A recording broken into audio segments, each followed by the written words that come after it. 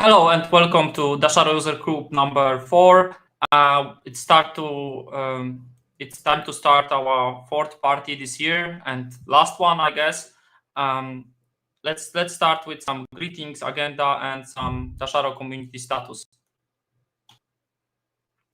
Okay, so what is this? What is this event about? Like maybe you are first time here and you would like to know. So essentially, like we started vPubs during the COVID time, and we figure out that this is quite successful way. There were like 50 people coming on virtual party where we just like snip some adult beverages, talking about open source firmware, offensive security, defensive security, future of open source firmware, and various related stuff. Initially, we just call it virtual beers, but then it transitioned to like a vPub with some branding.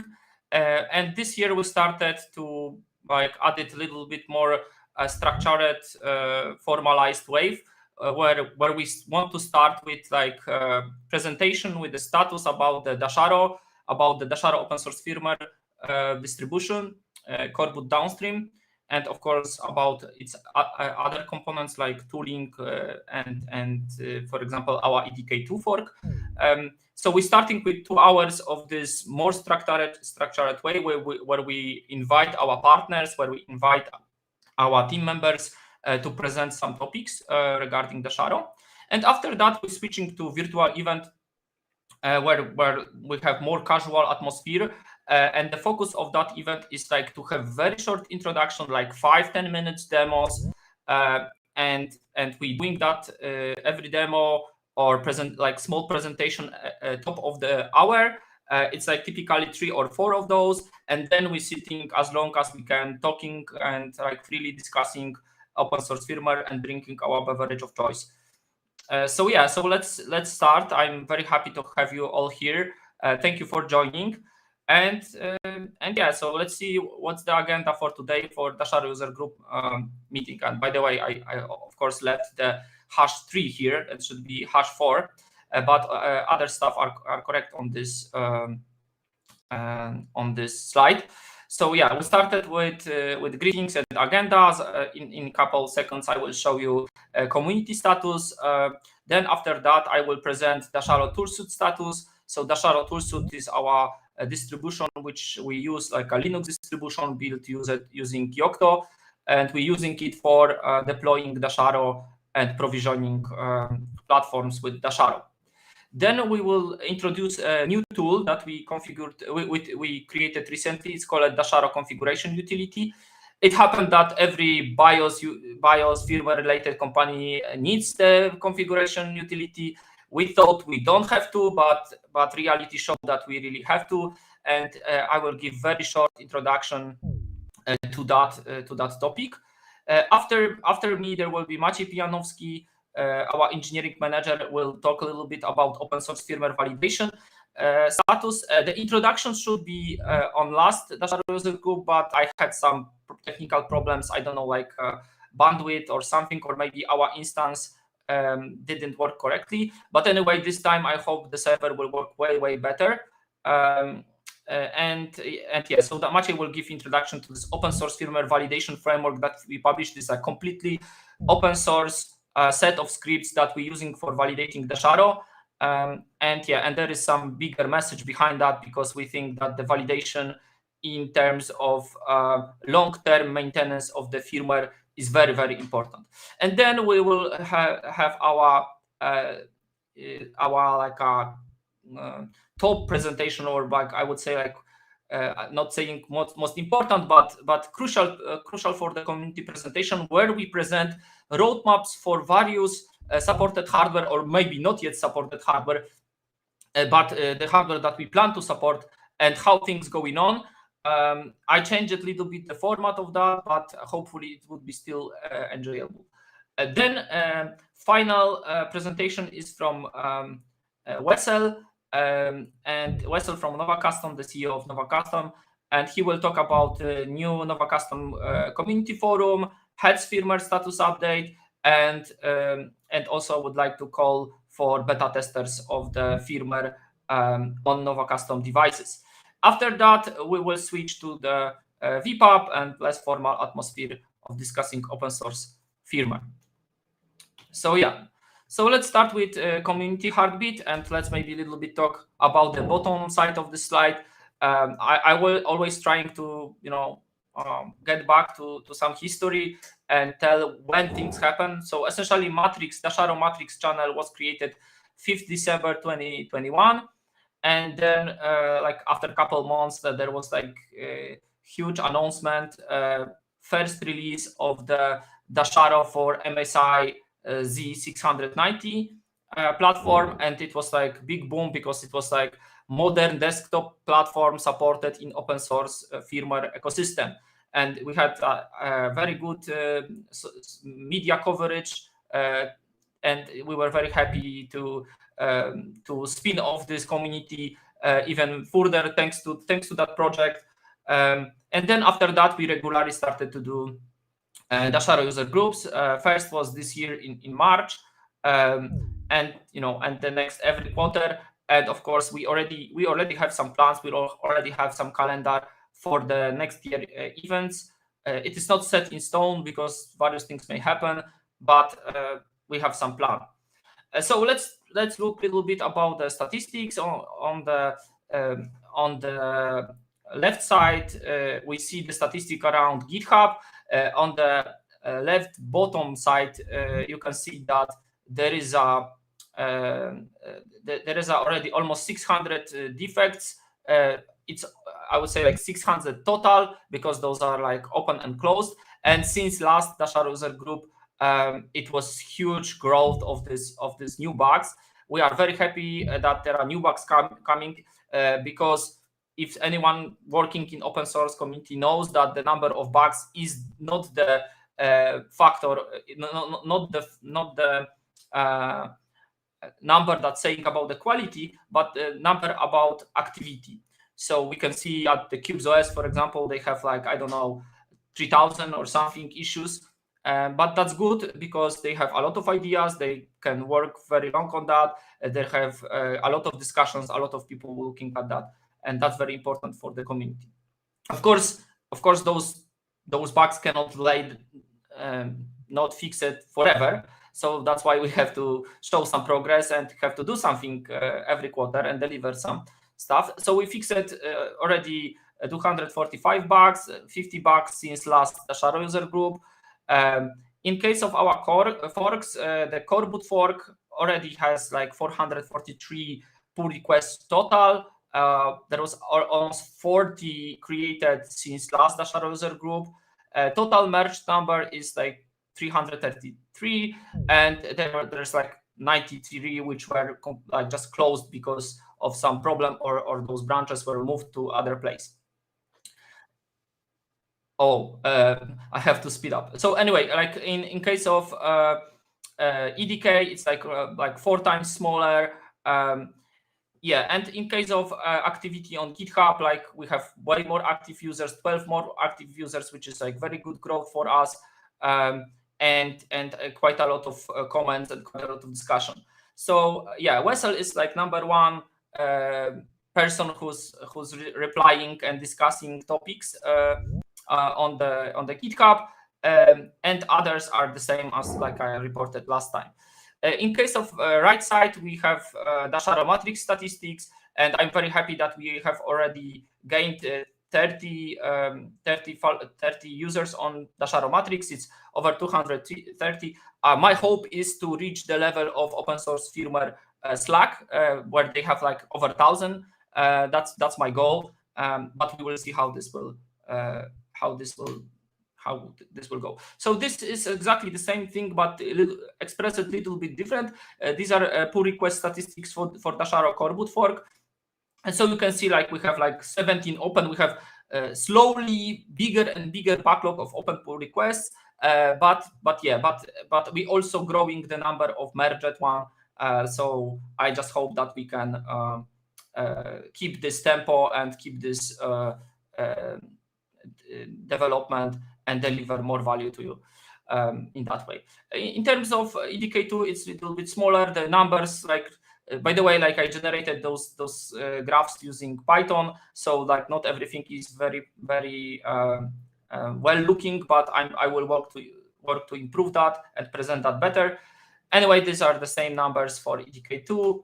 And this is maybe interesting statistics.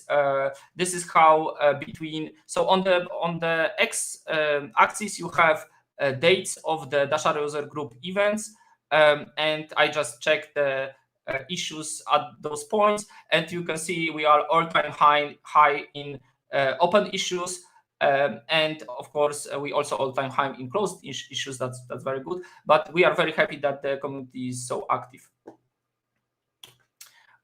Yeah, and this is number of users on Dasharo Matrix community channel. It's growing very fast. Like this year we doubled.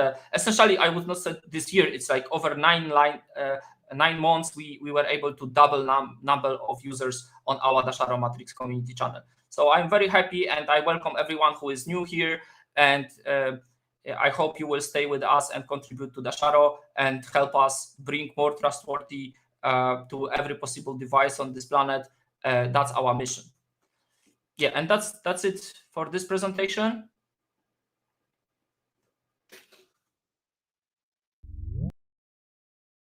And the next one will be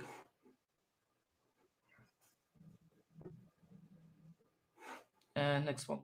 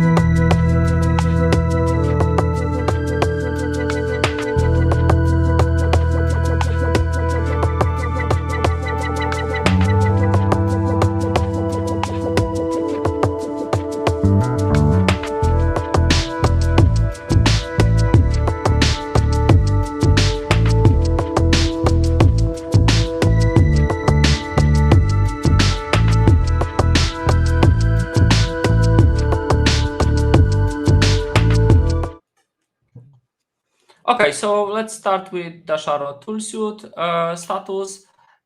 For those who don't know, Dasharo Toolsuite, also called DTS, is our Swiss Army knife for delivering the Dasharo firmware. So essentially, anyone who would like to flash Dasharo on compatible hardware can use this minimal Linux environment for deployment.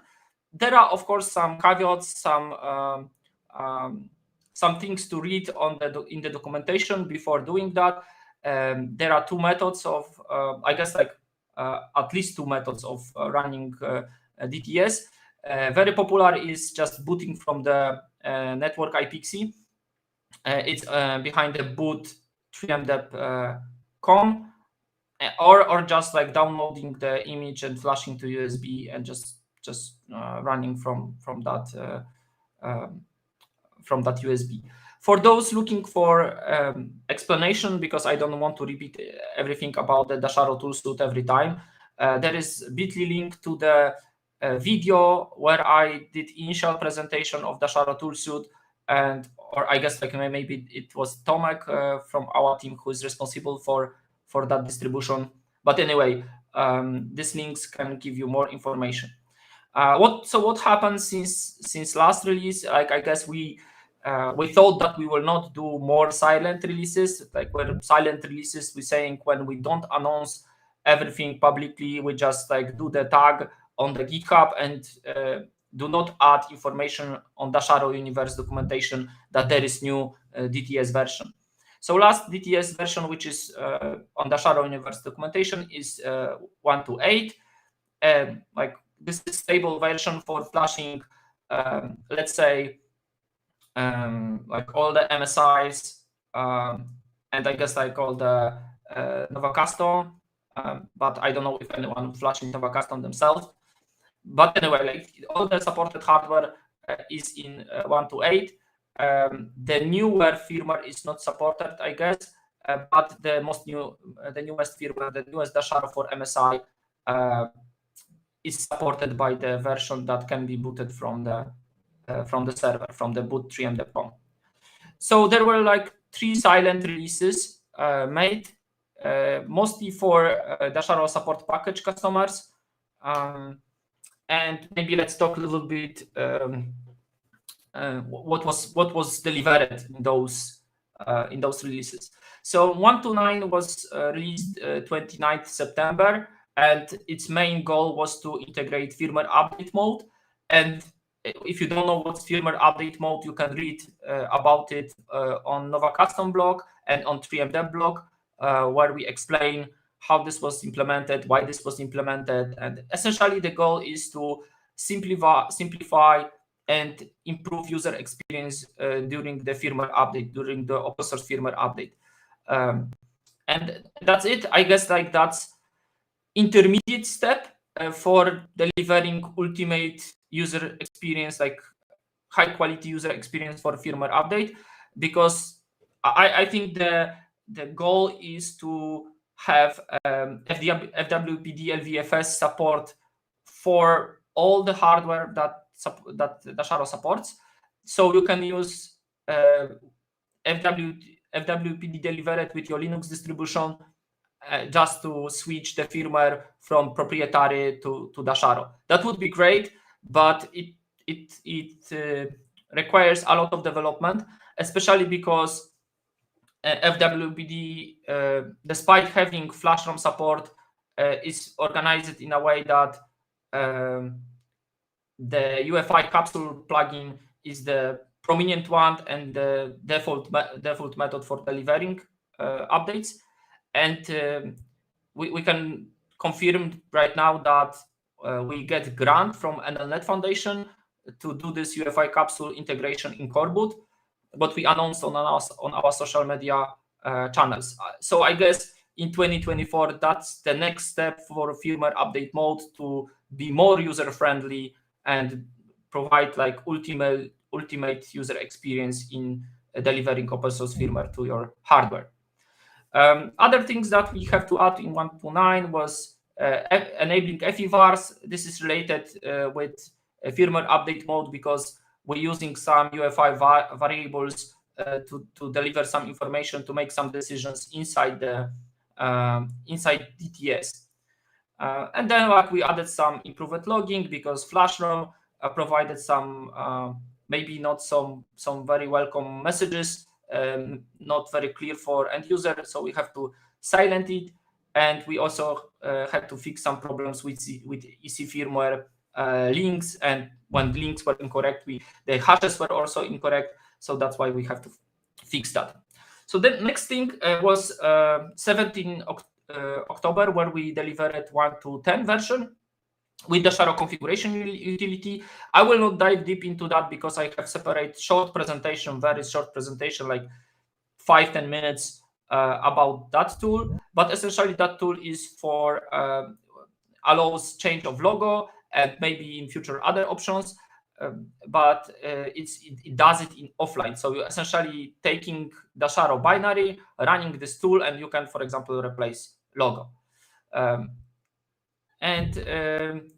Yeah, so there was also feature added to migrate UEFI variables from SMM store on Nova Custom laptops, so the configuration of the laptop is preserved after the firmware update. That was not the case initially, and of course that's very bad, but we fixed that, and now the configuration is preserved. Then yes, it was made for MSI platform first. Oh, okay. So okay. So in the past was only for MSI. Thanks, Michał, for that information. And then we improved continuous integration, continuous deployment pipeline for DTS.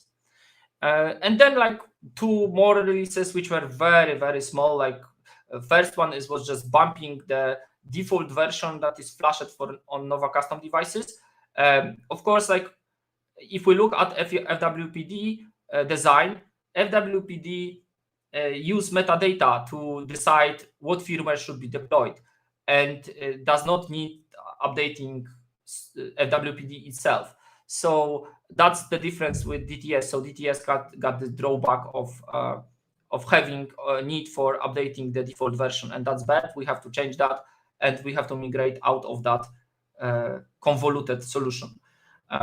Then we have version 12, 1 to 12, which was published 3rd November, and essentially this was needed for fixing some problems when we flashed boards without with vboot but without slot B, and that caused some issues. I guess this is something maybe related with this blue screen, that we still have some bugs. We don't know why people getting that this warning that after update you're getting this blue warning that this is some problem. There is some problem with the update, and like potentially this is risky, and so on and so on. But the point is that we're looking for solution, and I guess this was part of this looking of solution. Yeah, so far in 2023 we released 7 versions of DTS, and we progressed from 1.1.1 to 1 to 12. And yeah, and of course we plan to continue improve DTS in 2024. So if we look at the bugs, it's not looking very well, but I guess that's just a matter of project management and product management, and like taking care of marking the bugs resolved. But essentially Dasharo issues regarding the Dasharo tool suite is flat, so closed bugs are flat, and there is like just number of open issues growing. Of course, I guess this is not true, because not all the bugs and not all the features which were implemented in DTS are visible in this statistic. But I guess I'm leaving this chart for myself and for the Dasharo team to tell us we have to fix it, we have to improve it, we have to track correctly in Dasharo issues repository issues related to DTS. This is how. Thanks. This is how the screen look like right now. For those, so as I said, like yeah, so maybe 1 to 12 is not yet on boot3m.com. The last version available publicly on the server is 1 to 11, and you can IPXE chain load to DTS. For those who want to try DTS, just look at it and see if it's like, I don't know, not installing malware, or what is like want to explore this operating system. You can follow this GitHub comment where I posted procedure for running DTS in QEMU. And you can look at that it's booting completely fine in QEMU, and you can, of course, like options does not work, like deploying firmware on QEMU, but you can look what's inside. Okay, and I did some cleanup and tried to put everything into the milestones on the GitHub. So I created like a bunch of like a kind of big backlog milestone called 1 to 13, which essentially gathers everything what was on the GitHub Dasharo issues, just to make sure that these graphs of issue statistics will improve. So I will not go through that. You can go to the link and look at what things can be implemented. I guess if you will comment some of the issues, probably some of them are already solved. So maybe we just need testing. But if you will comment some of the issues which you care about, definitely it will elevate the priority of those issues, and those will be implemented first, fix it first. And there is like longer plan for version 2 of DTS. I guess like most important things for us here are user experience and the things related to kind of inheriting from Mr. Chromebox implementation of the firmware deployment tool, just to get rid of this text-like to terminal user interface, which has some colors and look way nicely than what we have right now.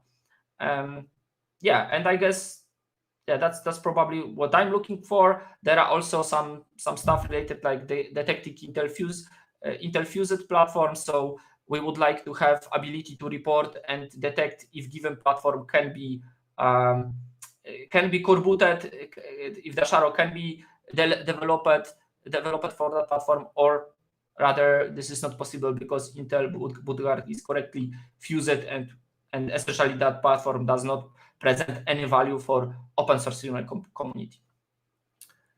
So if you have any comments to those issues, please go to the milestone 5. I guess this is milestone 5. I guess really? Yes. Okay, Yes, it seems so. okay, let me share that again. What about now?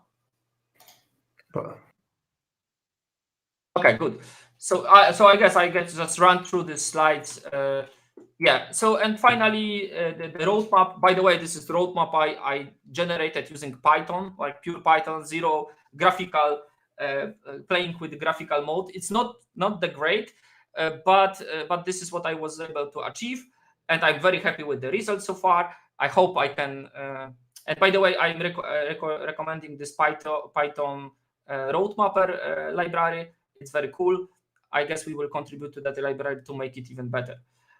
So the goal is to have 1 to 13 by the end of the Q1 24, and then like maybe Q2 deliver the version 2. Maybe this will be faster. It's all about like the priorities always changing. I hope we can. It also depends on your contribution. It depends on your support. So it's rough plan, and we will see if it will change or we will follow what was presented here. And that's it. Any questions regarding TTS? So by the way, I see we have 20 people right now. I'm very happy to have you all here. And sure.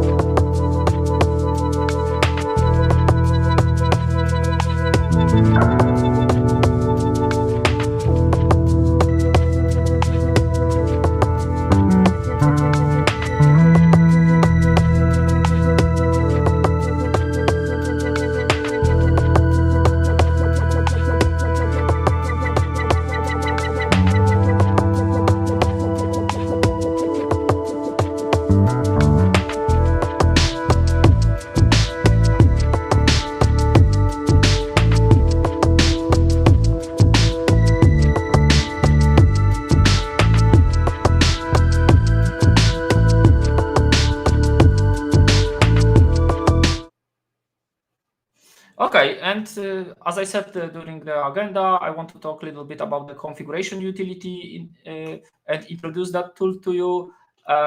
So essentially, we created like some Python script for so maybe other way. So every company, like every BIOS company, got some configuration utility.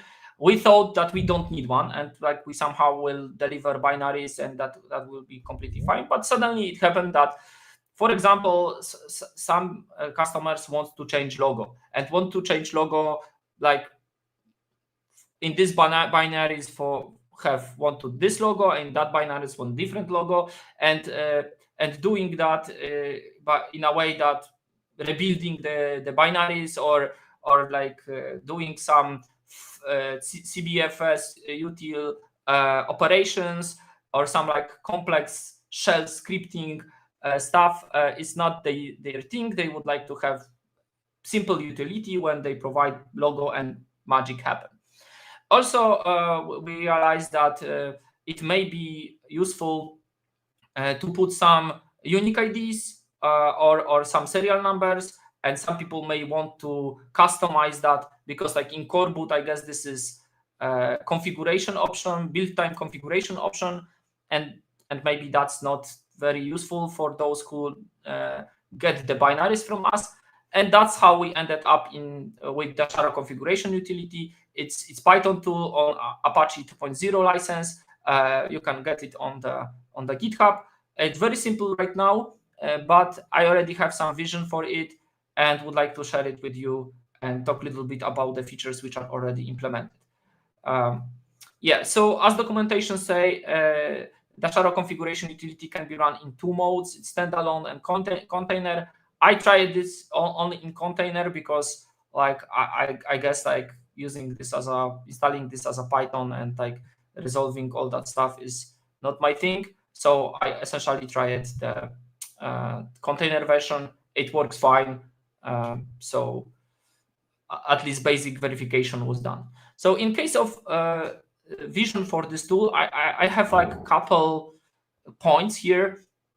First of all, maybe this is not the most important for the individual contributors community, but it's very important for our customers and for everyone who wants to do the scaled deployment or mass deployment with some provisioning of features in the binaries, especially when the number of features and the number of configuration possibilities will grow. So first of all, like I see that this tool at some point could contain some custom configuration profiles. So let's say someone selling, I don't know, for like someone selling laptops for, I don't know, 3 big customers, and every of this customer wants different logo. So yeah, of course, like profile for company A, profile for company B, profile for company C with different logo. Then I guess some companies would like to have some defaults, let's say same defaults, more same defaults, or more feature complete defaults, more secure defaults, or more like a relaxed one. So that also could be part of the configuration profile and could be part of the things that Dasharo configuration utility checks and make sure it is provisioned correctly at the pre-deployment time. Yeah. Then we think it's also can simplify data transition. So sometimes we want to deploy Dasharo on the platform which already got proprietary BIOS, but we don't want to lose the serial number, don't want to use some UUID, maybe based on those numbers something else relies, like, excuse me, like some license, or we would like just to preserve those things for future use. And I guess DCU could help in transitioning those information to Dasharo firmware. And we don't have to ask our users to recompile binary to have correct serial number or to have some correct UUID. Same thing about the logo, of course. If our users want to change logo, they should have they should have ability for doing that, and that should be unified across various Dasharo releases. I also think that in future, Dasharo configuration utility could be used for enabling Dasharo enterprise features. So, for example, we could imagine that Dasharo configuration utility kind of modifies the Dasharo binary. So this binary has ability to provision Intel boot guard on the first boot. There is Intel boot guard feature which gives ability to do that. So essentially, at first boot, if binary is correctly configured, the keys are fused, and of course, I guess our users and our customers would like to fuse to their keys, or maybe they would like to fuse with our keys. So I guess various options could be available for our customers through this tool. And I think also some enterprise security features, like some advanced stuff related to, I don't know, DRTM, maybe some advanced stuff to secure boot, maybe some stuff related to encryption, maybe some stuff related to TPM could be configured as a defaults, or maybe change those defaults in this tool. Then I think there is some analysis, some offline analysis of binaries made by chipsec and made by FWPD under the term host security ID. And I guess those things could, of course, some of those checks are online, like runtime checks, but I'm talking here about those which can be done only based on binary, based on assessment of the binary. And of course we could think about enforcing certain level of security which chipsec or HSI advertise, and in that way we could gain a synergy with the ecosystem. And finally, I think some commercial tools could be integrated here. So I kind of like roughly see situation in which we can confirm with binarily that our binary that we're flashing is resistant and is not vulnerable with some, I don't know, logo fail, or I don't know, other modern vulnerabilities of UEFI firmware. And that's the vision. And how to get started? You just like cloning. I guess like I should give you the git URI, which is HTTPS here, and with you just entering the directory, and just like in case of running container, you just run dcuc, and then you should see something like that. It's just pulling the container from GitHub and just run the command, and you can see it's like a classical subcommand interface. Right now there are just two subcommands, SMBIOS and logo. First gives ability to edit SMBIOS data in firmware image, and second gives ability to insert custom logo boot splash. And yeah, I guess this is the same. And if you look at the logo command, the supported format are BMP, PNG, JPEG, and SVG format. I guess those are converted during the process. And of course, you have to provide the Dasharo ROM file, coreboot ROM, for example. And the command looks like on the bottom, command example, and you should have your new logo there. Then there is SMBIOS modification, and you can see there is UID and serial number modification available, and there is precise information what format it is and where this information will land. So UID is in SMBIOS type 1 structure, and serial is in type 1 and type 2 structure.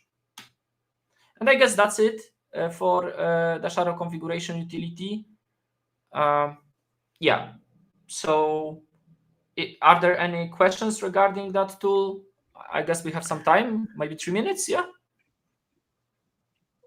I knew this is short presentation. I don't have much about it yet, but I just wanted to introduce people to this tool, that it exists, and maybe also record the information for employees and for users if they in future would like to use that tool. One remark: it's not Python; it's just pure Bash. So okay, sorry. I look into the repository incorrect way, I guess. Sorry for that. I just thought I thought that the bash is just a wrapper, but if you're saying this is like pure bash, then that's okay. That's great. Yeah, even the GitHub source content indicator shows 100% shell. Yeah, I see. In the languages, yes.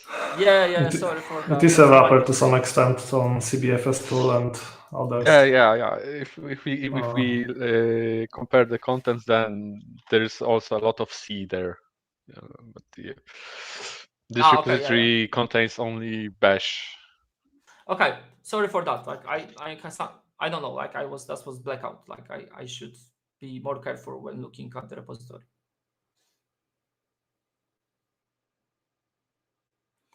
Yeah, I guess not much to say about this, unless it will grow to something bigger, something more sophisticated, something more feature rich, I would say. Possibly we will integrate SMM store tool there, so it will be able to patch the UEFI variables in the binary, so one can like flash with some pre-configured setup data and stuff like that. So I think this will be like a natural extension very soon. I guess like a natural question would be about and Michał already saying about that, the logo fail stuff. No, not the logo file. Just our Dasharo system features options in the setup. No, I'm saying about the Michał Kopeć who's writing on chat. Okay. Sorry. Sorry, we have too many It's Michals. about me. Yeah. Yeah, sorry. You are not Michał, Miczek. Yeah, I forgot. But anyway, the logo file discussion definitely would be today, and I would like to have some discussion about that. I wonder if we are even remotely affected. I had no time to dive into that. I regret, but really had no time to dive into the internals. I read some short blog posts that this is about libraries, and the question is if we use those libraries which are vulnerable. Anyone check that? Like, by the way, if I guess only binarily got working exploit for that, at least for now, or anyone knows about deep technical explanation so someone can write exploit themselves. I guess no experts of logo fail today. Yeah, after a short Maybe read not yet. about it, it's like mostly boundaries check, buffer overflows checks, and stuff like that. Some sanity checks on input parameters. Yeah, blah, blah, but I guess blah, standard stuff. But the question is if this is like affecting us. But I guess like Maciej should start. It's already 1 minute behind the schedule. So Maciej, I give the stage and just like. Yeah, just one thing to add to Michał's comments. Yes, logos are converted offline or at least checked offline for compatibility, but the Tayana core has the BMP decoding library still, so there is no saying if this is vulnerable or not. Is this fine?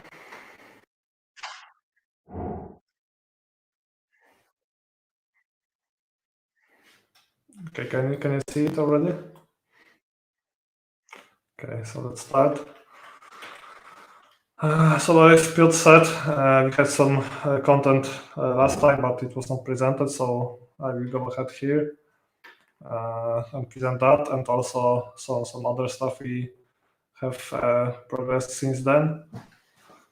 So I will start with some introduction and what was published like a few months ago, but on top of that, what are the recent improvements, and maybe a few words about future plans, and also how can you start with playing with those tests if you would like to. So short background on the history of that effort. So maybe you know that we've been maintaining PC Engine's core boot-based firmware for several years, and we've been using some form of this repository at least since 2018, when we've been validating these releases on a monthly basis on several boards. Using this, we've executed over 50,000 of tests.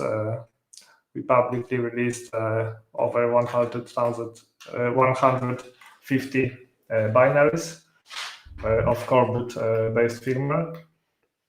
Initially, it was closed repository, but as we will see in a moment, we have recently published that, and our goal is to work on that in the open.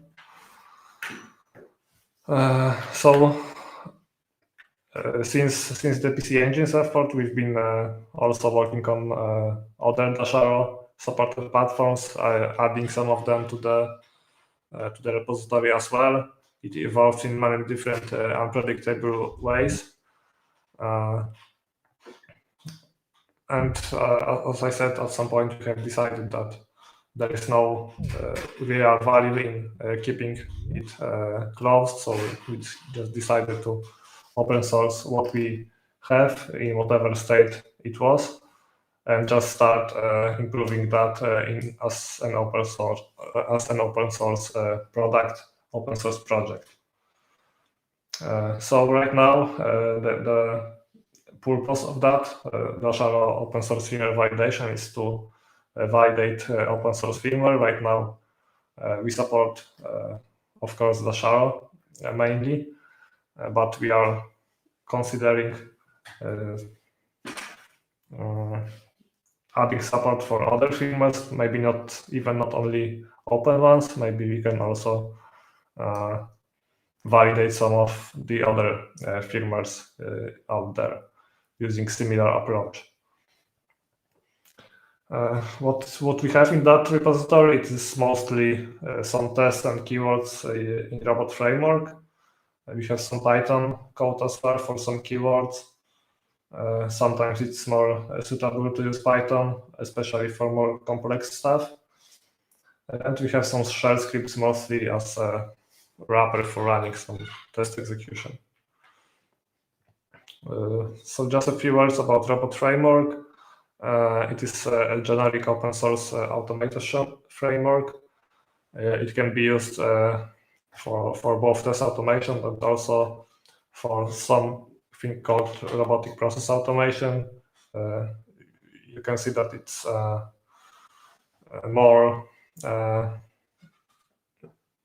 maybe more used in the robot framework in the last few years to automate some other processes, not only testing, but some various work-related stuff, some repeatable actions using robot framework as well. It's been widely used for different kinds of testing, mostly web application testing, like with Selenium driver, but not only. It is also used by OpenBMC project for validation. So it's also low-level firmware embedded Linux project. So they also see some value in that framework. It's quite active. The documentation quality is really high. There is even dedicated conference to that language. So how our hardware laboratory looks like. We have several of device under tests set up in racks basically, and with the open source firmware validation scripts, we can run some tests on different types of hardware. Depending on the hardware, we may have different types of interfaces needed for test execution. On some of the boards, we have BMC, maybe OpenBMC or some other BMC to control the power and to gather some serial logs. On some boards, we can only use SSH and we have no control over the power. On most of the boards we are using right now, we are using RTE, so it is our open source hardware board that we use for power control, for flashing, for gathering serial connection. In some of them, we also use Sonoff wireless plug just to control the power. And we also have some setups with PyKVM where we use PyKVM to emulate USB, both keyboard and mass storage. And we also use PyKVM to grab some video output from the board, which is very useful. We don't use that for testing right now, but it is very useful for just remote development on the hardware. Some of the supported hardware is listed here. The support is maybe very different in the current state of the repository, but as you can see, we mostly work right now on some MSI boards, some Protect boards, and some Nova custom laptops, as well as we have the Raptor Talos 2 server port as well. So the point to release was like a few months ago. We just pushed whatever we had with no promises, with no guarantees, and we starting from that point, we are trying to make it a bit more stable, create some goals, and to increase adoption of that tools, not only in the community but also in the Dasharo team. So more and more developers can use those tests effortlessly. Some of the recent improvements, we are reducing some, we are splitting some large files to make it more maintainable. We have added some pre-commits rules to enforce some styling, both for Robot Framework and Python. We just don't want to. We just want the review process to be a bit smoother and just leave the style to the automation scripts. So we have applied those rules tree-wide to the whole code base, and from this point on, we just require all contributors to use pre-commit scripts to adhere. We have added support for running some of the tests in QEMU, which is using OVMF package released for QEMU. So it allows us to run some tests, develop some tests with no real hardware, which is massively much quicker than using a real hardware to just develop some tests. And once we are finally on QEMU, we can then move to hardware. It greatly improves the performance of test development, test debugging, and so on. We have added some so-called self-tests. We have them under self-tests directory. We can say this is a form of unit test for our Robot Framework keywords, such as the ones that are parsing some menus or moving through some menus. For instance, we have like here some Boolean options, so we can verify with each commit that the basic keywords still work as expected, and we hope that it will improve the overall stability of the project. So the previously shown self-tests are already integrated in the CI. So with each pull request, we start some QEMU machine running the Dasharo firmware, and we run this self-test on that. We run pre-commit checks, and we also run some very basic tests on two hardware platforms right now, just to see if the platforms can be booted and the very basic test can be executed.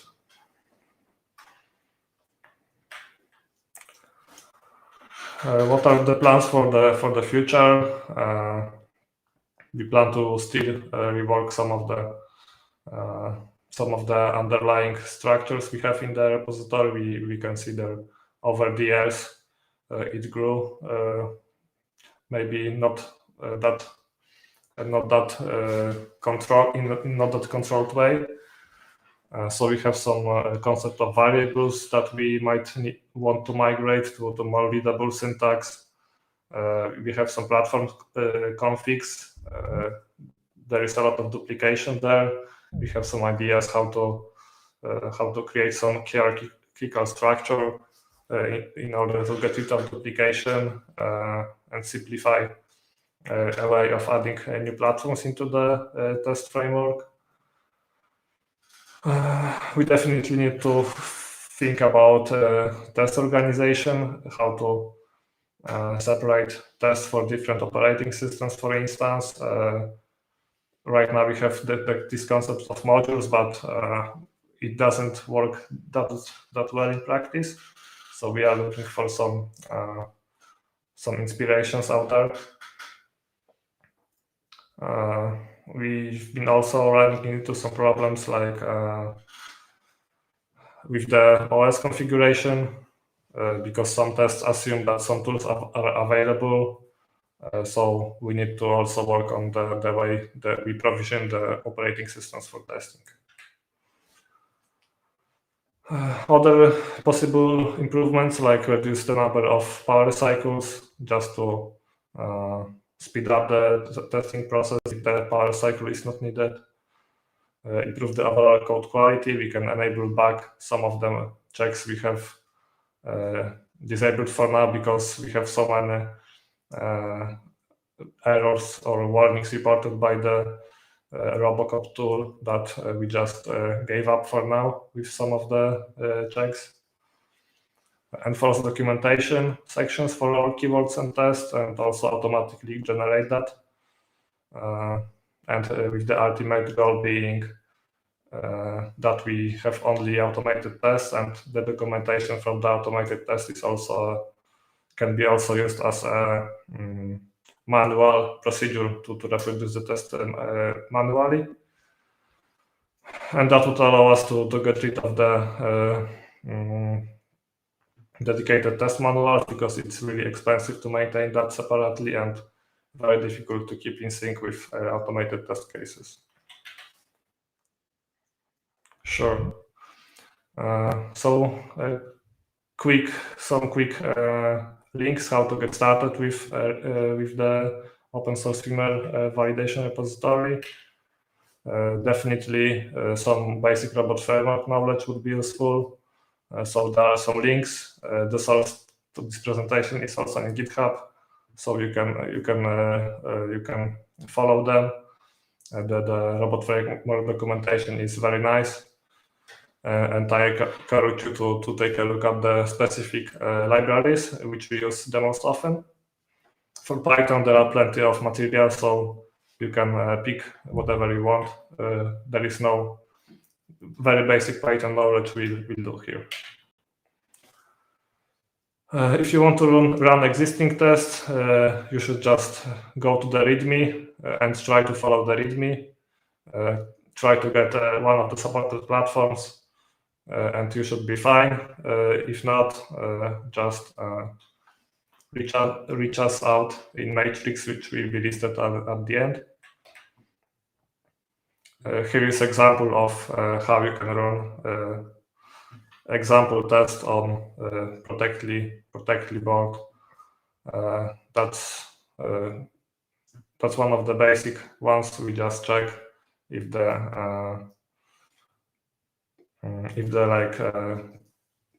custom boot menu string is displayed on the screen or over the serial port. If you want to write a new test case,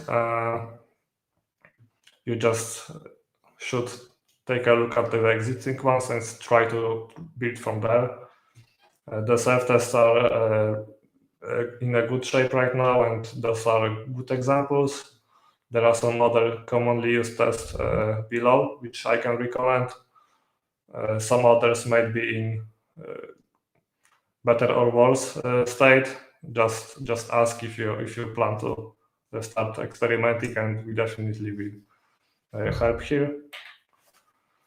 When you want to add a new platform, you should take a look at what platforms are supported right now, pick a similar one and try adjusting the configuration.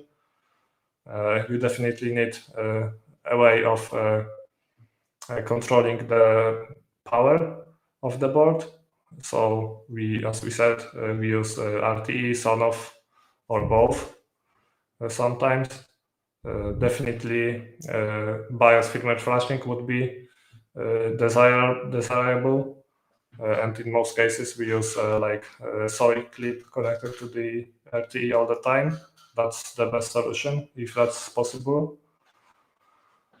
For serial connection, we use a Certunet service, which exposes the serial connection over Telnet, and we use the Telnet library in the test framework. And as you can see, hardware setup is really maybe most of the challenge when you want to start with testing. Some example one is listed below. So the idea is that many can contribute to the repository. by contributing, you have the benefits of the existing tests we have already developed by FreeMDep and by others. And the idea is that you have some stable environment. The goal would be that FreeMDep maintains this repository and make sure that if there are some contributions, we make sure that they do not break others. And the new tests work on different kinds of platforms. As we have access to all of the supported boards, we can test that, and we also have some experience already working on that framework. For contribution, we use standard GitHub issues per request flow, and we encourage you to join the Dasharo matrix space and dedicated room where we can discuss basically anything related to that effort. So that's it. Thanks. Thanks, Maciej. Any questions? How many tests we have implemented already? How many tests? That's a very good question. Maybe around 100, 200. That's big, kind of like. No, it depends how you count. Depends how you count. No, yeah, I know. Yeah, I guess the problem is organization of that big test scope and like kind of realize what kind of coverage we have of given features. Like I'm especially right now interested about UEFI Secure Boot test coverage, like how this look like. As for the UEFI Secure Boot, we have like around 10 cases right now. I believe we are working on some more. I believe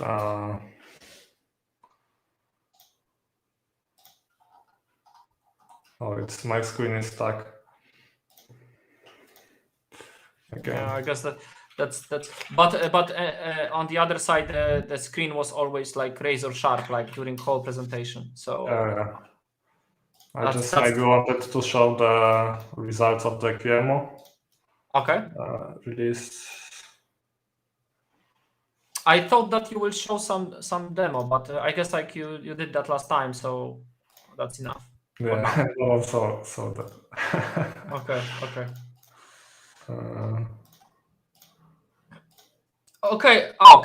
So you're fine. Yeah, we already see your screen.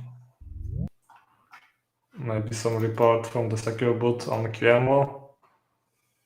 So we see that most of the test passed. One was skipped because that was on Windows 11, and on QEMU we have not tested that one. And we have like a few tests here, like the default state, Secure Boot in Ubuntu, and then some scenarios like signing with, let's say, the unprovisioned key, seeing if that boots, if that binary can be loaded, and so on. Yeah. So like just for community knowledge, like we plan to like widely expand that, and like I guess like we have, I don't know Maciej, how much we have on the roadmap. Like I guess like we have like a couple more tests on the roadmap. Yes, for the Secure Boot, yes. Maybe another 8 or 10, something like that. Depends on how deep we go here. Yeah.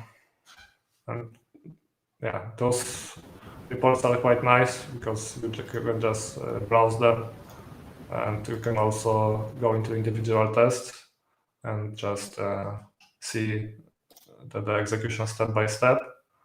So if you are debugging, this comes from Robot Framework, and that's why it's one of the benefits also.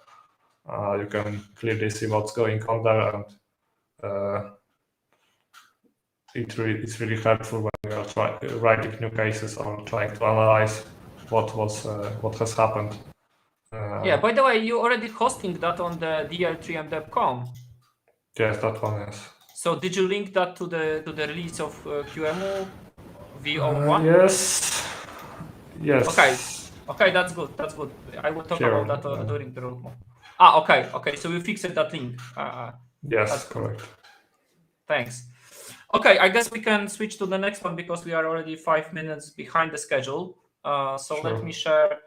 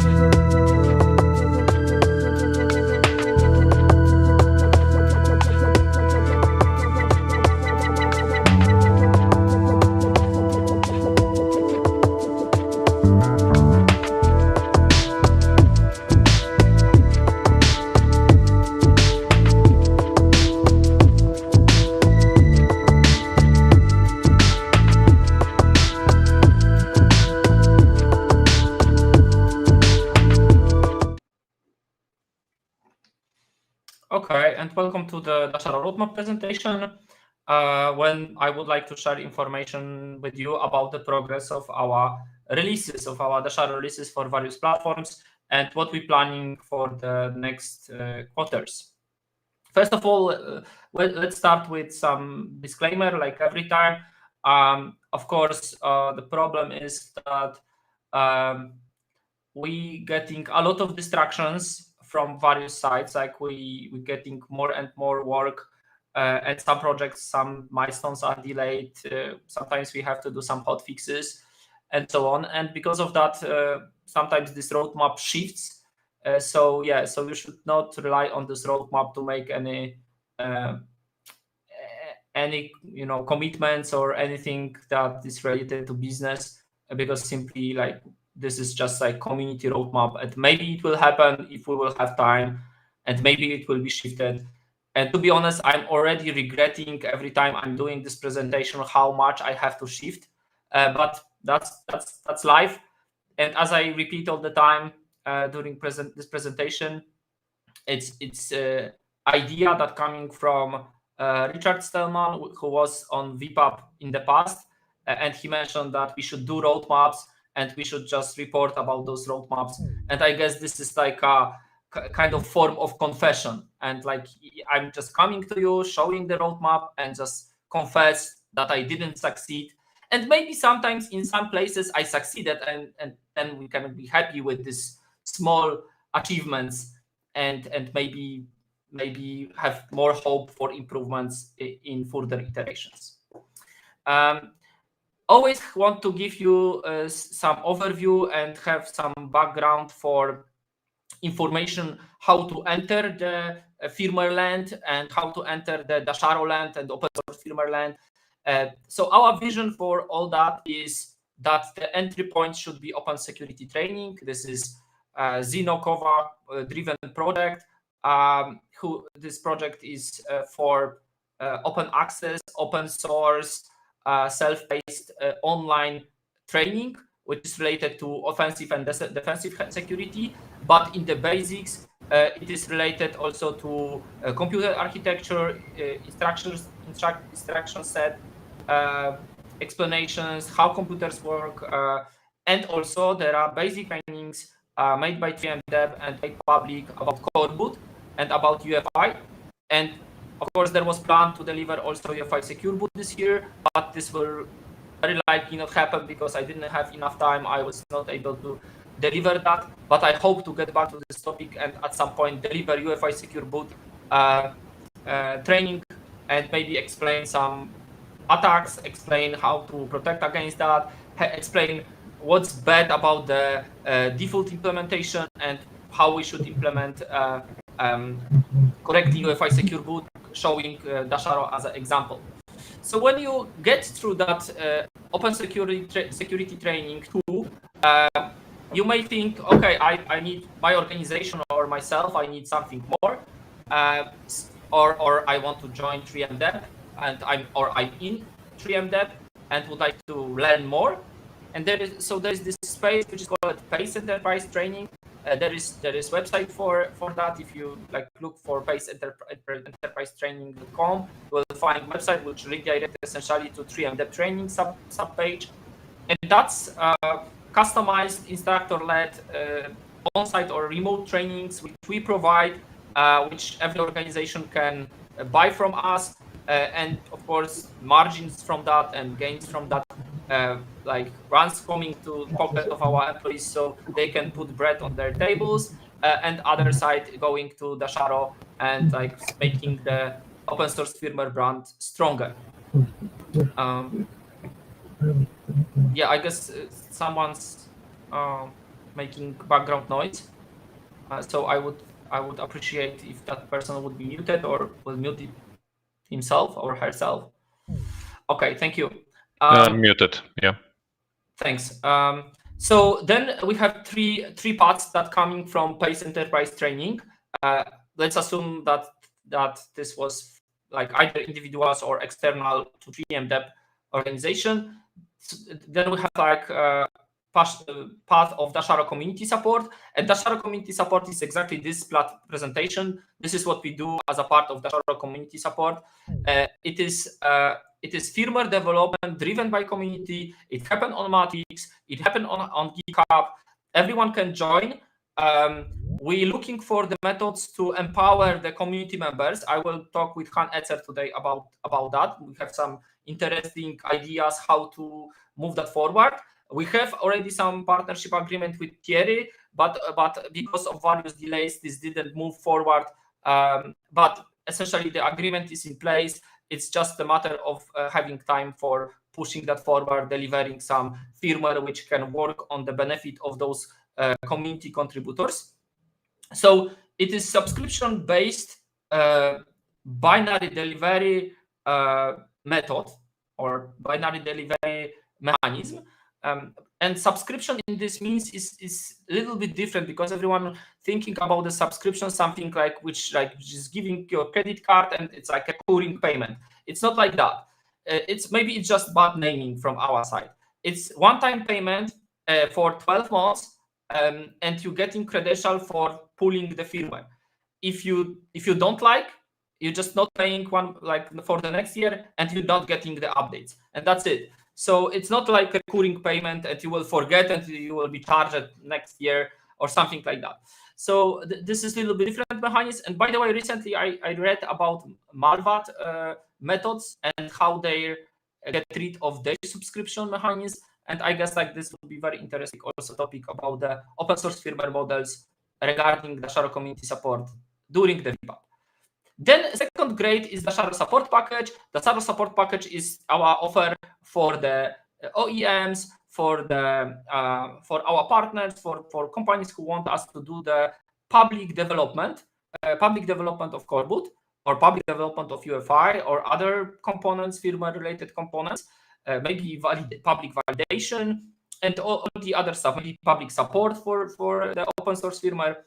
And this is essentially yearly contract. It can be signed for multiple years to guarantee pricing, but it's kind of big contract with monthly payment, signed for 12 or more months, and it's dedicated for let's say small to medium size organization. For the large organization, like hyperscalers organization, we have third model, which is Dasharo Enterprise Package. And this is like, we understand this organization got different legal requirements and like various complex NDA stuff. And we know how to do that. We already dealt with that. We kind of understand this ecosystem. And of course, that brings less value to open community. But because of that, we expect to get more margin, because since we cannot spend our time on the open ecosystem, we have to commit our time to close the ecosystem in this Dasharo Enterprise package offer. Then we of course would like to have a little bit higher prices, so the margins can go to other development in 3MDev organization. And that's it. In the case of Dasharo community support process, it's exactly the same as I'm talking every quarter. So I will not waste time on explaining that. I guess most important thing that should probably change here is a better alignment of these stages into what really happened in 3MDev and how we develop this Dasharo releases. Because right now those pieces are kind of enigmatic, kind of like something more like our placeholders, and not always are mapping itself correctly to the reality. So this is something that I want to change. I just want you to remember a little bit this color coding. The most important is the porting, because it will happen more often. Of course, validation and releases, the community releases and the subscriber releases. The community releases are like published.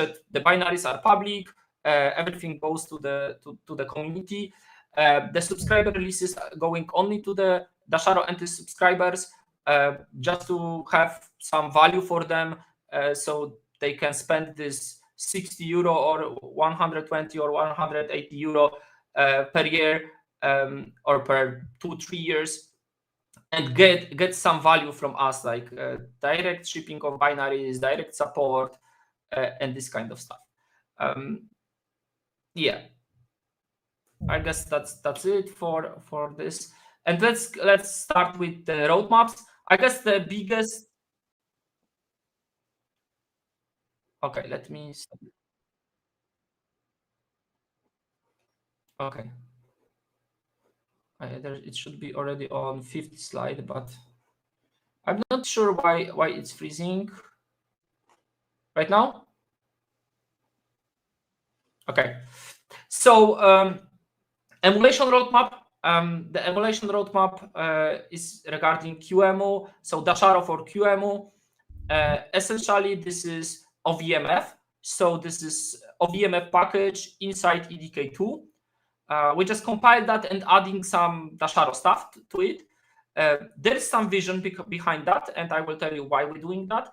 But Maciej let me know that today we released the version 0.1, and yeah, I'm happy to inform you that we delivered according to the plan. Yes. So so why are we doing this? Why we even like have firmware for QEMU?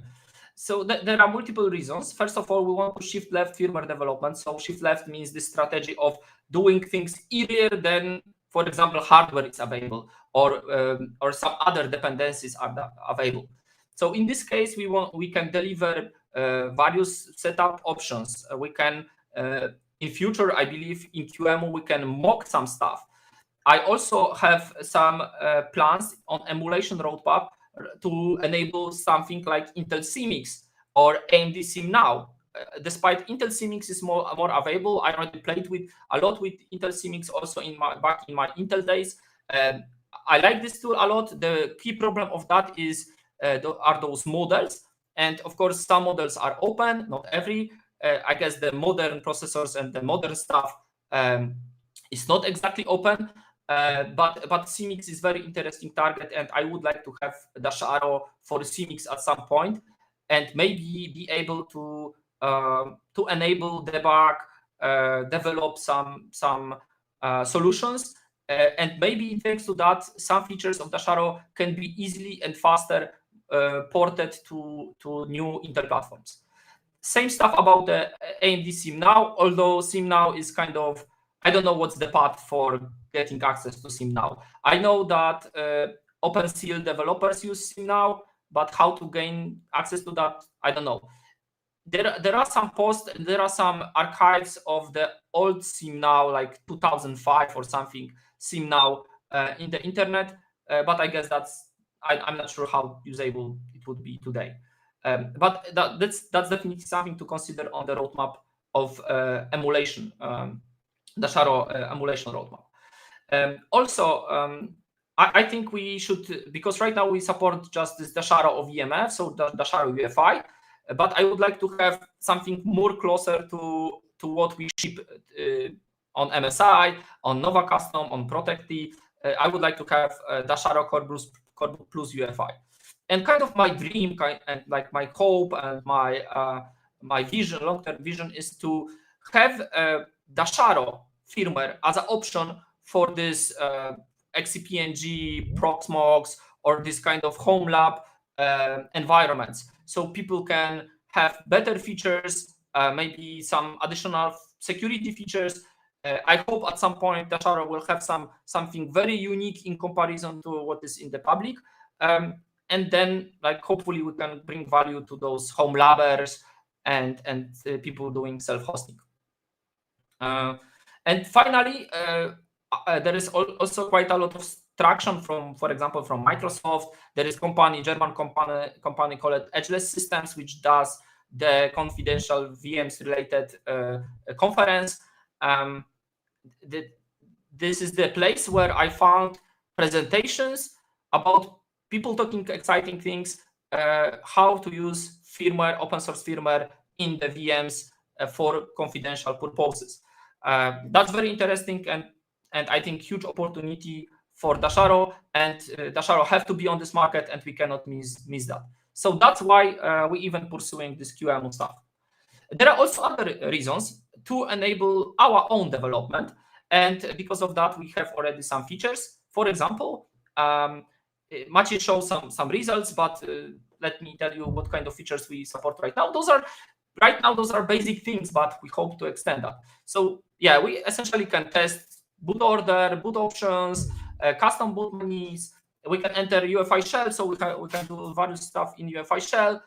We can test, as Maciej said, secure boot stuff, TPM. So there's a lot of stuff that we can test, and it works inside the QEMU.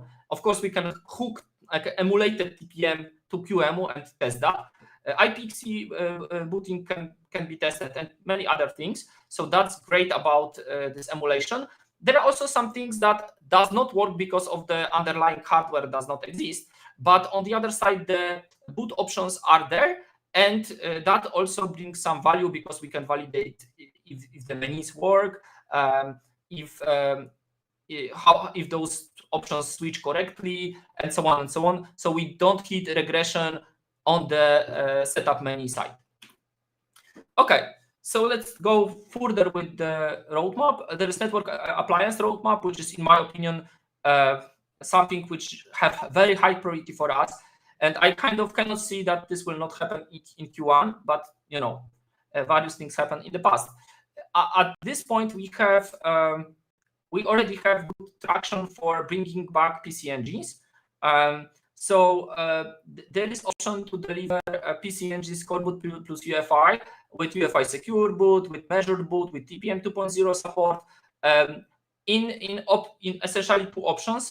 First options would be for end customers, for regular users, and second options would be for business.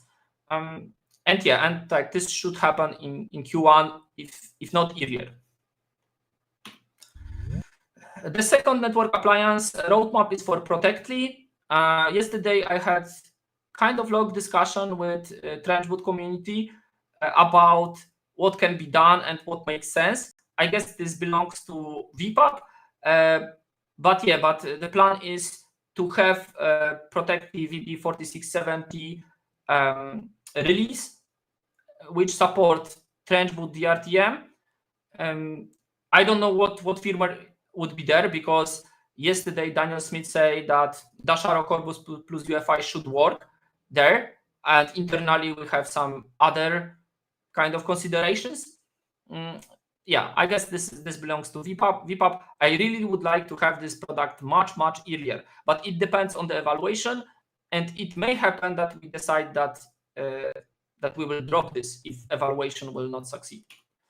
In case of laptop, we planned Dasharo Core Boot Plus heads for Q4 2023, but we shifted that because of the delay and hotfixes related to 11 Gen and 12 Gen release series, which I guess 1.7.2 and 1.5.2 will come soon, probably, I guess before Christmas. So yeah, I guess the final version of hotfixes for this service is in preparation right now. And that's why we delayed the heads version. So I guess Wessel will also talk about that in his presentation. But this is very high priority release for us in Q1. If we're talking about the Lenovo, I added Lenovo M920Q, and what we were able to do was verification that this system is Intel boot guard ready, but verified boot is not enabled. So that's, from one side, it is very good information. From other side, it's not very good information. So from one side, it's very good information because we can do open source firmware development, but we cannot protect this platform, deliver ultimate protection for this platform, which is fusing the Intel boot guard to our keys. The management engine is not in manufacturing mode, so that means that essentially we will not be able to fuse the keys. It's in normal mode, and we cannot revert that. So we can call this platform Dasharo porting ready. The question is if we will have time and resources to do that. And I guess we should, this idea of porting this platform is related with trench boot. So I guess we should have like a separate roadmap or presentation or sub-presentation which telling, okay, what hardware we need for trench boot, what kind of capabilities it needs, and which boot paths. So is it legacy boot or UEFI boot? What kind of bootloader? And is it Zen or Linux or maybe CubesOS, which is also Zen, but like we can say some distribution. What kind of combination for what hardware will be enabled, and then maybe look what's the biggest interest from community regarding this option, and which paths should be pursued and which path should be our highest priority. Then we have the roadmap, and I really regret to telling that this roadmap is delayed again. I guess we delayed that every presentation, and this is because I guess other priorities just remove that from our roadmap. I still have hope that in 2024 we can get back to this topic. Those platforms are very cheap, still capable. I still have in my home lab behind my back Dell Optiplex. I would like to have Dell Precision for NAS. I know that Michik got Dell Precision and using Dell Precision with Core Boot. So essentially porting, we can say to some extent is done, but validation is not done. So we don't know how much development should be there. Yeah, I hope we can get back to those and give some value and present some value in our shop. Then probably our most popular option is MSI. For MSI, we plan to release 1.1.3 this quarter. I guess we are very close. Like essentially, this is code complete. We just have to do validation. And of course, the question is if we'll have enough resources, enough time to do that. 1.2.0 was shifted. So 1.2.0 is community release. So essentially, whatever we did in Dasharo entry subscription, like a subscribers only releases, we will release to the public community. For now, it is shifted to Q2. I hope that we will not shift that again. But looking at the number of releases that we have, the question is if we will have enough time to deliver that. And we are always in constantly changing ecosystem. So I don't know if there will be not new priorities to add to those roadmaps. But anyway, no matter if we do the community release or we don't do the community release, everyone can go to the GitHub for all the platforms, download the code, compile the code. Even for MSI, it's very simple because there is a bash script which does it. Of course, there are some dependencies like Docker, for example. But yeah, essentially, some effort for open source is needed. There is nothing for free here. Yeah, for clever people, they may use the CI pipelines and the artifacts there, but the retention time is like 30 days. Oh, okay.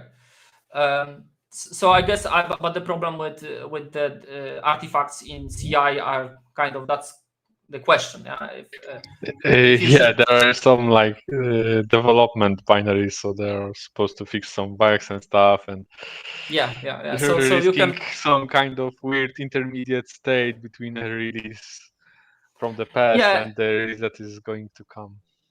Yeah, so we have to play a little balance here between the pushing people into the subscription and giving them option for building themselves, and like we're trying to be as ethical as possible, as moral as possible, but on the other side, like I just hope that 60 euro is not a lot yearly, and we really have to sell at least 100, 150 of this subscription to even create one release. So if we did so many releases so far, you can only imagine how much investment it was already. So yeah, I just like, if someone wants to use a free version, it's possible, but we also always encourage to support us. If you cannot support us financially by buying the subscription, you can test, report bugs, be active in community, and that's completely fine. And even if someone will come to us and say, listen, I'm very active in community, you see I'm reporting bugs, I'm trying to help you improve this, improve that, but I don't have money for the subscription, I guess we will manage to do that, and to do some gifts or do some discounts, or satisfy those people. Okay, in terms of Z790 and Core Boot Plus heads, which we're planning, I also would like to squeeze that and deliver that faster. This is probably the only roadmap that I shifted left. So this is like the initial plan was for end of Q2, but I really, we had a call with the Plexus, and the Plexus did initial port of heads for that platform. Of course, like it's not ready yet. There is some work needed, but I would like to squeeze this because I see value, and also Jan from NitroKey wants that. So I guess like we will try to manage to deliver that faster than initially planned Q2 2024. This is very interesting target.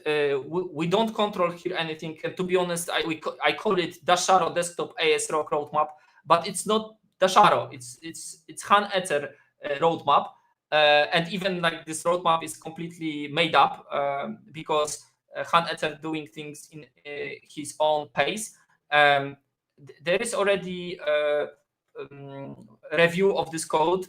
There are already some problems on mailing list. There was discussion, and I'm kind of looking for ways to help Han Ether push that platform forward. So the hope is to have AMD AM4 or AM5 platform supported in 2024. But from 3MD perspective and the Dasharo team perspective, first of all, we need some business model for that, and that's critical for us. If we will figure out business model, so some Dasharo supporting partner with Han Ether maybe, or I don't know, like we will see. And by the way, if you are interested about that, today, like 10 p.m. UTC, Han Ether will talk about this platform, and I hope to have with him some longer, better, higher quality discussion, what can really be done, and how 3MD, which have access to certain levels of documentation and code from AMD, could help with this project. Maybe not for this mainboard, maybe for other. ZBlazer always giving very good examples of mainboards. So maybe we'll choose something from his proposal. He's always like, those proposals are always very good. But the problem is, of course, pricing, because we will need multiple hardware setups to move that forward. But let's shift that discussion to the vPub. Then workstation, and I have some like good news for workstation here, like good and bad news. So for Asus KGP D16, I guess this is last time I'm talking about this platform during the roadmap. I plan to drop this because I tried to talk with Unify about remaining funds and about changing the allocation of the funds, and there is no response from them. I kind of don't have time and energy, and I'm already doing too many projects, like 3MDev does too many projects to go to Free Software Foundation and renegotiate like kind of agreement, like or negotiate agreement how to make KGP 16 supported. I tried to reach Vikings and talk with them about Dasharo, about revenue sharing and all that stuff. There was also no response. So I guess this is dead end for KGP D16, and I will just remove that from the roadmap because nothing's going on here. A lot of people saying, yeah, KGP D16, like I want this. But the problem is like who will deliver the energy, the fuel for that development, and that's not cheap stuff. Like our evaluation are like we probably will need like another 10-20K for doing something with KGP D16 for releasing version 05. Yeah, so I don't see it in future. But very good news in workstation is that there is planned Raptor computing system Talos 2 release version 0.8. And we plan to do this. Okay, I also made mistake here because it would not be dev release. This will be community release. It will be publicly available binaries. So I definitely like made some typo here in my Python scripts generating this diagram. But anyway, this will fix some outstanding bugs which Thierry pointed when verifying the version 0.7. And we have some agreement with Thierry pending. The agreement is blocked by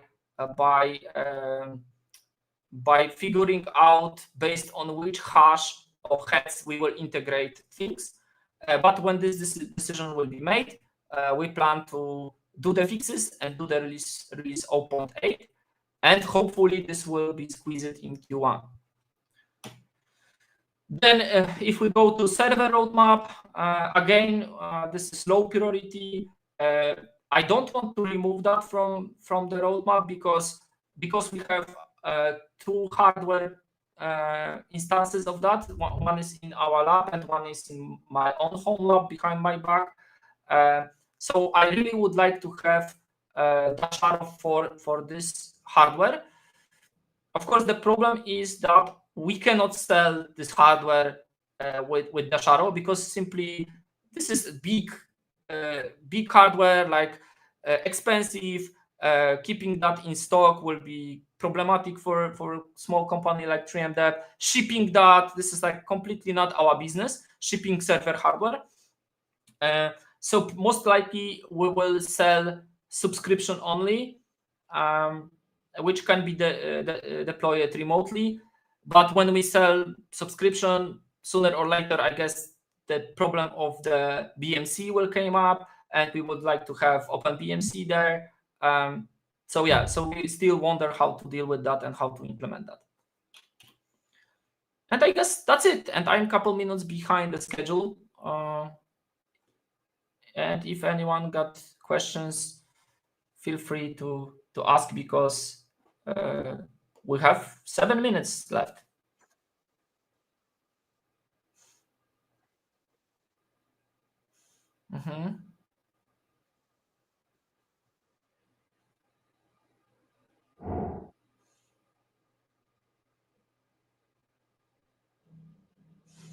Okay, Zero Blazer. Not that the market interest for the supermarket is most likely for ECC plus BMC, so it can depend if you don't have another modern alternative.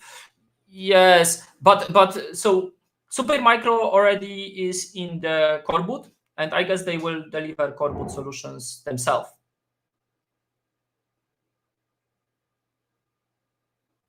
Yes, of course. Like I get your point. Like I get your point that you're fighting us to not distract ourselves with X11 SSH and just like maybe drop that from roadmap and replace it with something like what you're saying, W680 or something. I also thinking about the Q version chipset.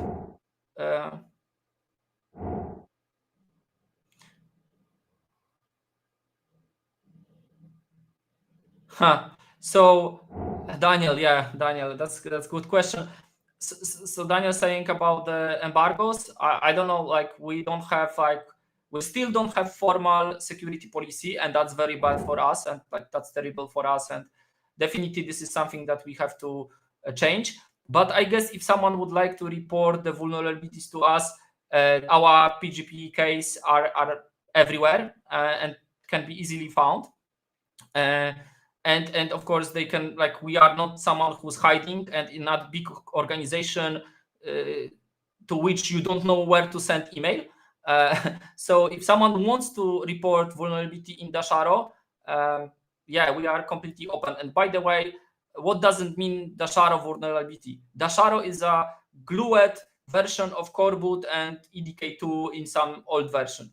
So essentially, if someone will find bug in our code, this would mean that they probably found bug in coreboot in EDK2, some old release of EDK2. And I would not be surprised if there are already some potential vulnerabilities that we don't know about.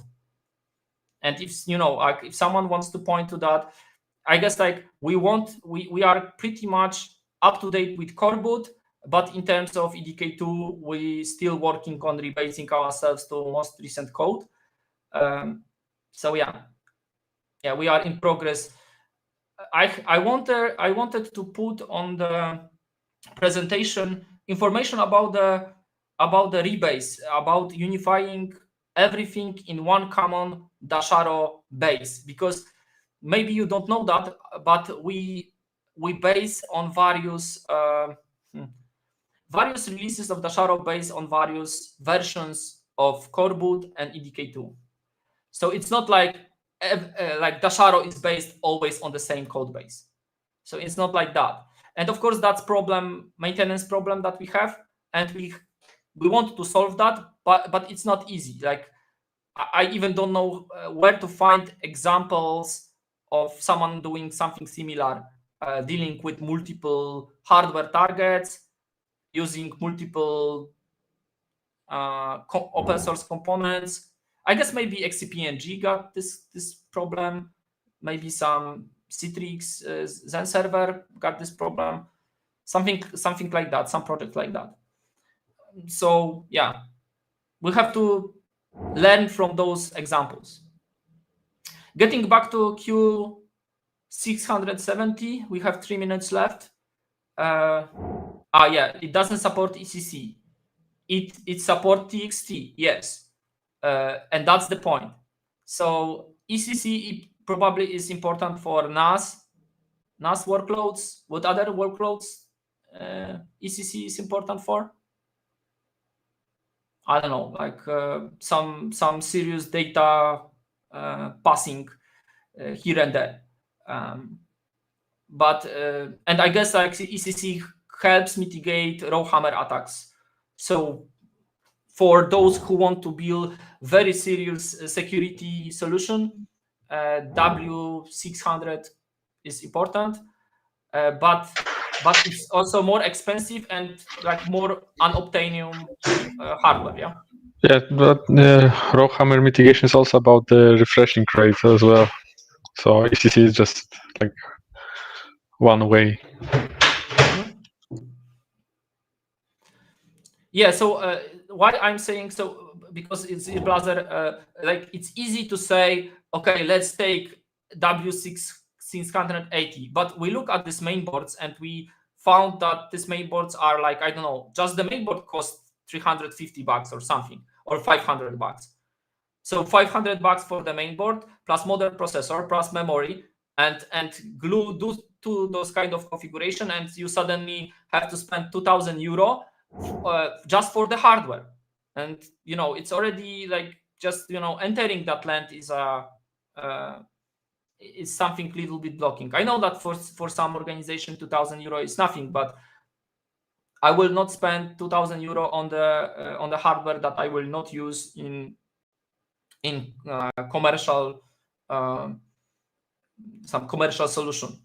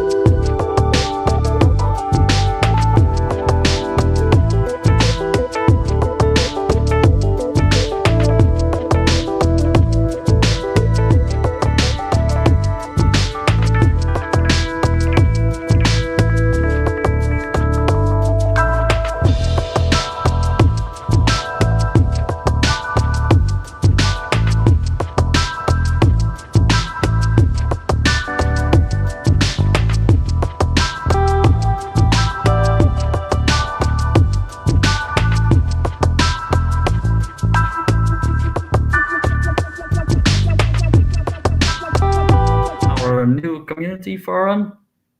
I will give you a status of the HATS firmware version, and we will also introduce some new models, and I'll have a call for beta testers.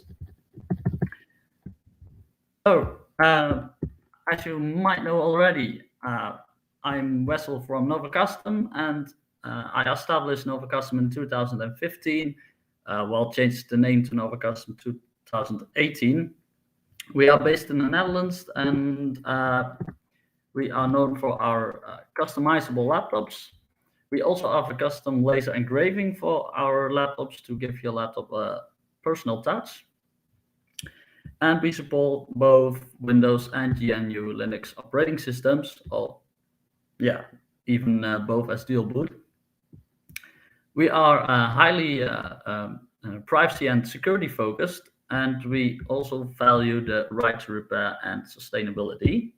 You can read more about us on our website, novacustom.com.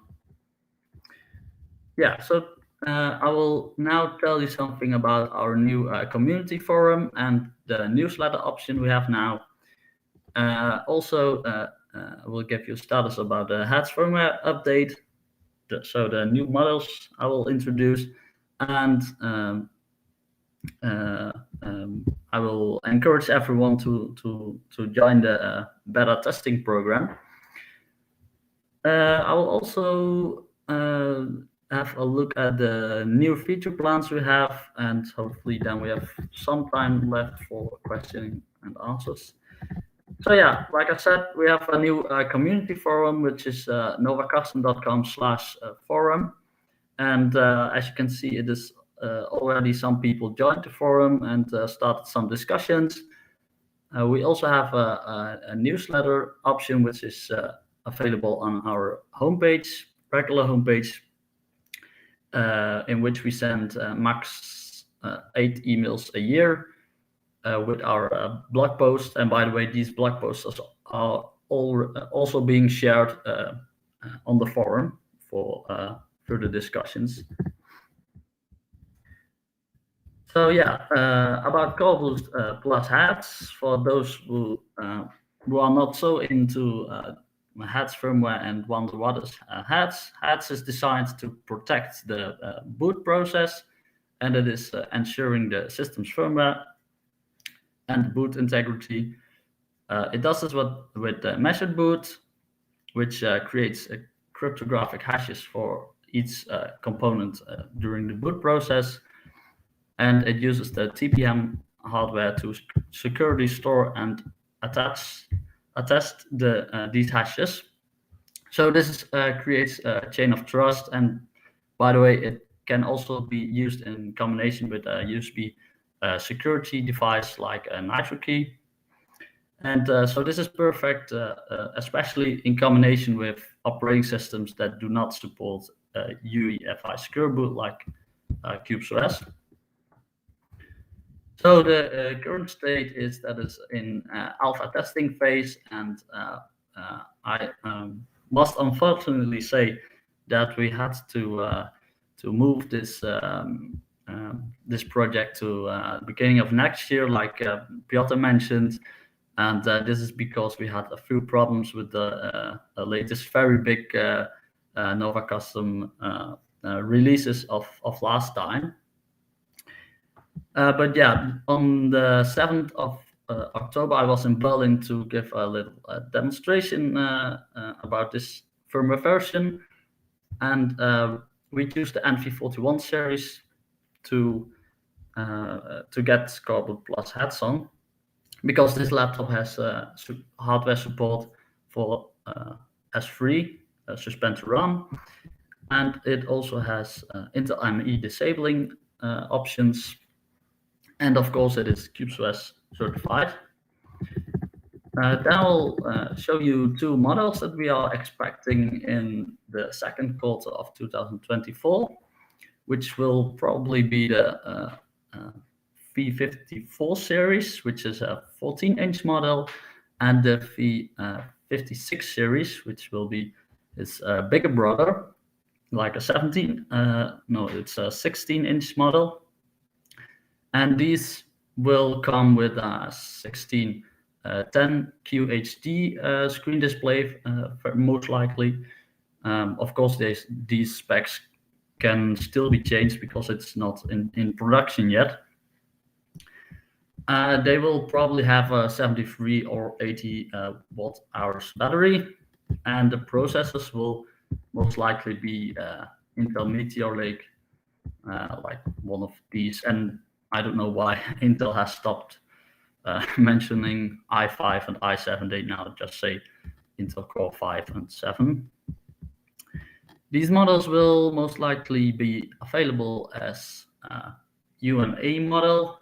Well, that's for sure, like without a dedicated graphics card, but we will get these models also available with NVIDIA graphics, and we are not sure about this yet, but I believe these will be the 4060 and 4070 RTX series. So I would like to take this opportunity again to engage everyone, to get united. to report issues of the firmware so that we can improve the firmware together. And you can do this by reporting bugs to under this link. And if you would like to discuss about Nova Custom in general, you can use our brand new forum for that. And if you would like to chat firmware related, then you can use this link. I can also make a download link for this presentation so that you can download it to get to these links more easy. Yeah, so I would also like to ask everyone who owns a Nova Custom laptop to become a beta tester for upcoming releases. And this is the link to the call on our forum. And you can simply create an account on the forum and join the discussions there. So a bit about our new feature plans. The priority now is to get the hotfix releases because, like I said, we had a few issues with our laptops with the latest release, and most of them have been fixed now. These are now in validation process, and then we immediately continue with the Dasharo entry subscription, which is basically has firmware support for the NV-Volt 1 series. And yeah, so this is probably Q1 2024. I don't see, unfortunately, an option anymore to get this done this year.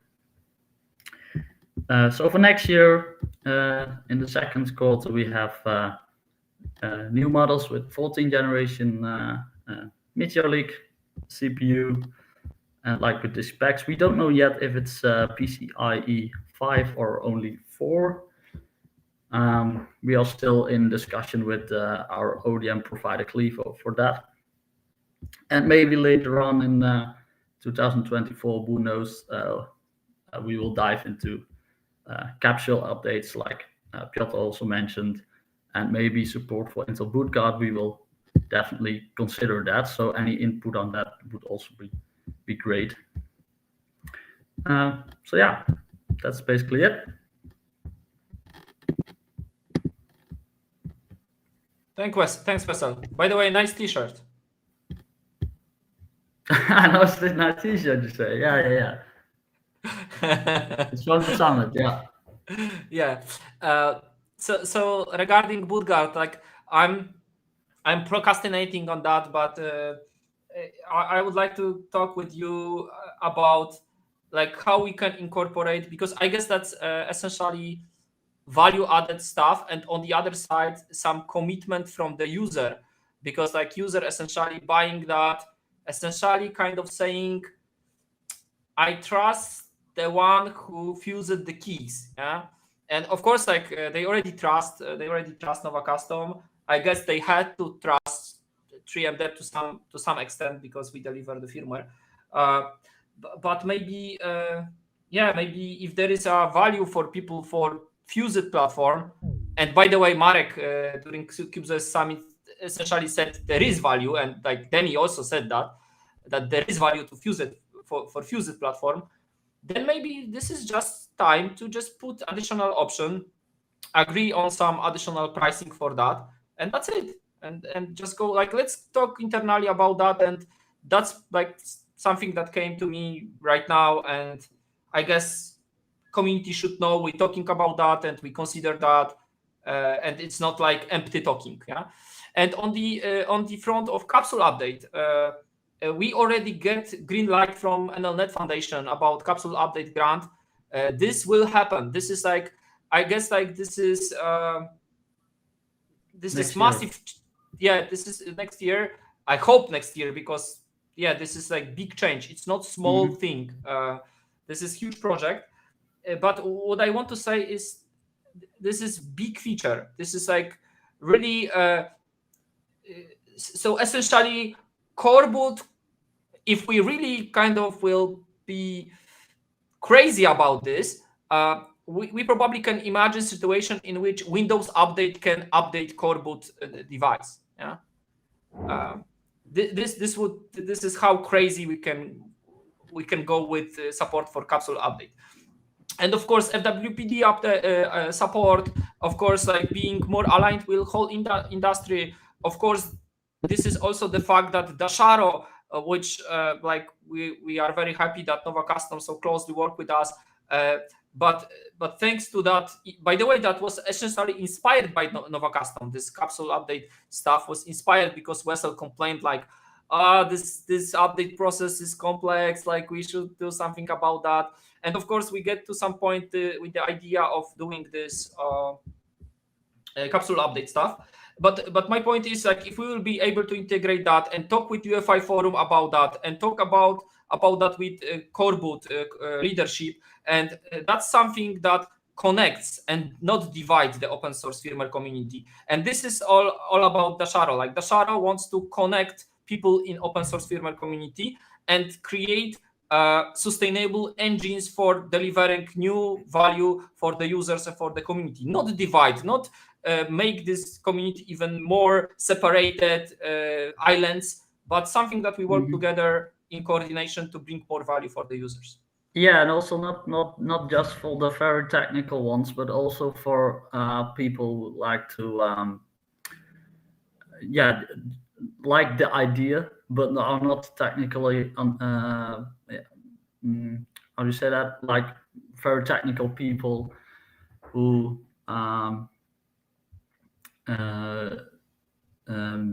would just like the idea and are not technical enough to understand the very deepest thoughts about it. Yeah. So I guess there is one question, Wessel, for you, and we will switch to the next presentation. So I don't know if you see the chat. Question to Wessel. According to issue 463, all of Intel advanced security features except total memory encryption are already supported or soon will be.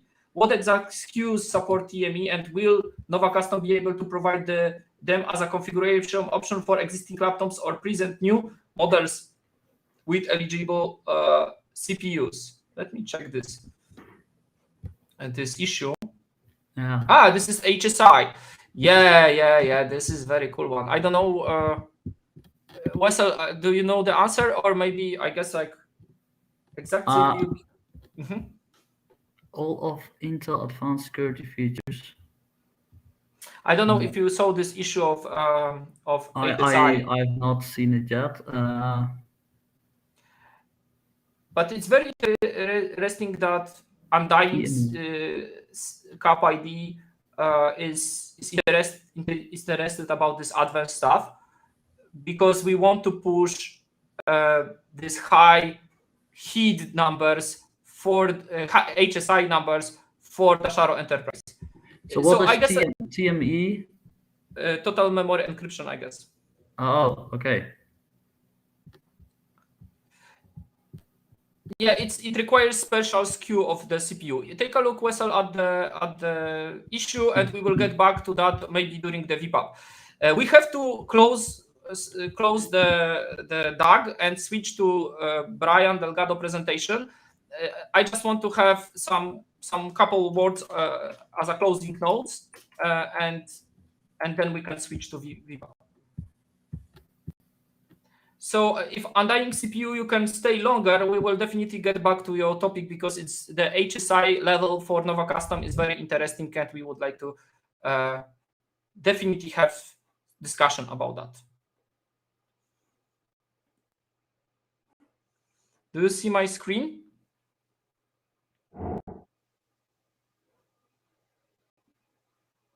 Staszek?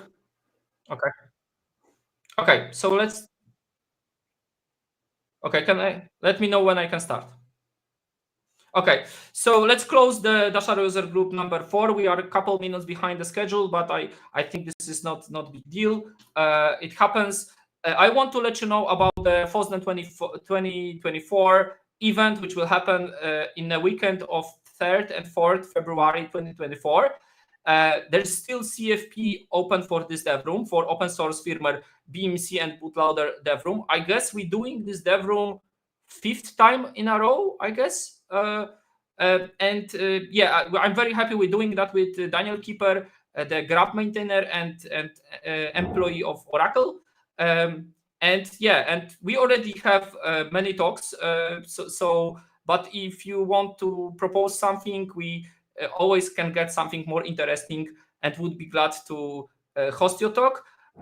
There are some plans for classic talks like AMD open source firmware status or ARM verified secure boot talks from 3MDEP. And there is, of course, plan for having some vPub, or like vPub means physical pub meetup in Berlin. I'm sorry, not Berlin, in Brussels. And I hope to see you there. And this would probably be before the Dasharo User Group 5th next year. Yeah, and those are proposed dates for Dasharo User Group next year. Those are just rough dates. We will try to make it more solid and announcements when we will be closer to the events. And as always, we encourage you with our slogan: test, choose, know your firmware. Dasharo, please test your firmware. Please try your firmware, compile and play with it, break it, and let us know what doesn't work. And let's try to refine our roadmaps to improve the open source firmware ecosystem. Of course, if you can join our community and engage, that would be great. And of course, the very important part, you have to learn and know what's underlying, what's working there, what doesn't work, to have robust firmware solution. And yeah, let's move on. Thank you for attending Dasharo User Group, and let's move to the vPubs, when we will have some presentations. We will start with very interesting presentation from Brian Delgado from Intel, and this would be about SMI transfer monitor. So I guess we can already switch to Brian. Brian, are you there? Yes. Can you hear me? Okay.